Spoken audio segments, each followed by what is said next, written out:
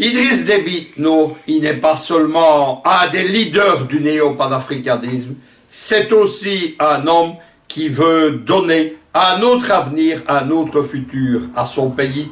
Il a sorti ce Tchad néocolonial pour en faire un autre pays. Cet autre pays, il y bâtit une nouvelle république. Et dans cette nouvelle république, il faut évidemment des institutions qui marchent.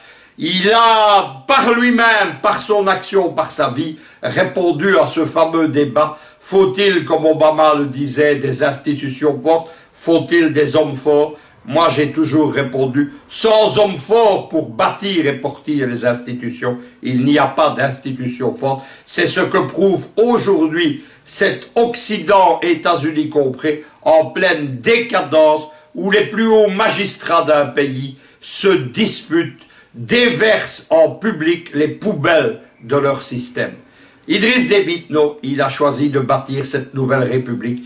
Il a choisi surtout de la bâtir autour d'un État qui fonctionne. Le grand problème du Tchad, c'est la corruption, malheureusement. C'est le cas dans beaucoup de pays africains.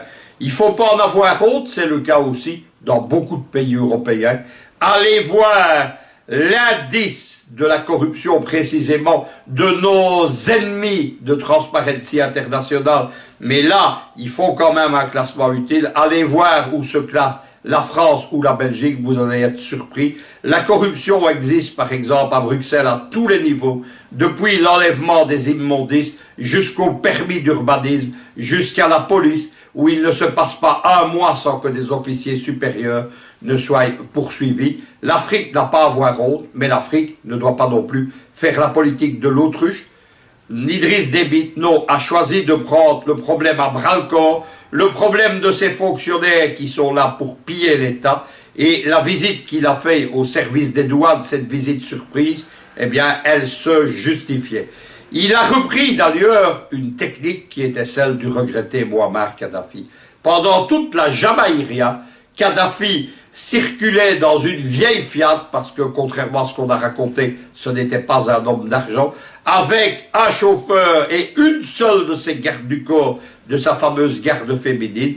Il circulait dans tout le pays, surtout dans Tripoli, le visage caché, et à l'improviste, il débarquait dans les administrations, il débarquait dans les grands hôtels, il débarquait dans les ministères, et ça se terminait souvent, évidemment, par des sanctions. Le colonel n'admettait pas la corruption, il n'admettait pas l'incapacité. C'est le même système qu'a repris Idriss Déby Itno.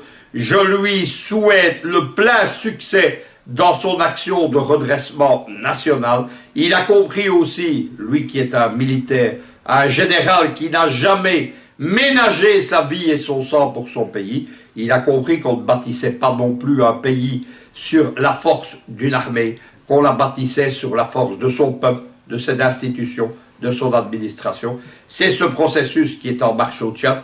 Il faut encore ajouter une chose. Vous pouvez voir qu'il ne se passe pas un mois sans que le Tchad ne soit ou attaqué ou l'objet de fake news. On annonce des colonnes qui descendent de la frontière libyenne pour renverser des billes. On annonce de fausses affaires de corruption, comme il y en a une l'année dernière aux États-Unis même. On annonce tout le temps des soucis, des problèmes. C'est normal. Idriss Déby Itno, il est une double cible. Il est la cible de ce nouveau Tchad qu'il est en train de bâtir, qui est insupportable aux néocolonialistes. Il est une seconde cible en étant l'une des grandes voix du néo-panafricanisme. Enfin, troisièmement, il est à nouveau et toujours une cible des intérêts pétroliers en Afrique. N'oublions pas que pendant qu'il bâtissait l'État, il bâtit aussi les finances de celui-ci, et il est notamment l'un des pères fondateurs de la fameuse OPA, l'organisation des producteurs africains de pétrole, qui vise à être l'OPEP africaine de demain, qui vise à ce que l'Afrique maîtrise la vente de son pétrole et de son gaz. Eh bien, ça, c'est aussi quelque chose pour lequel il ne sera pas pardonné, pas plus que lorsqu'il a mis à genoux la multinationale ExxonMobil.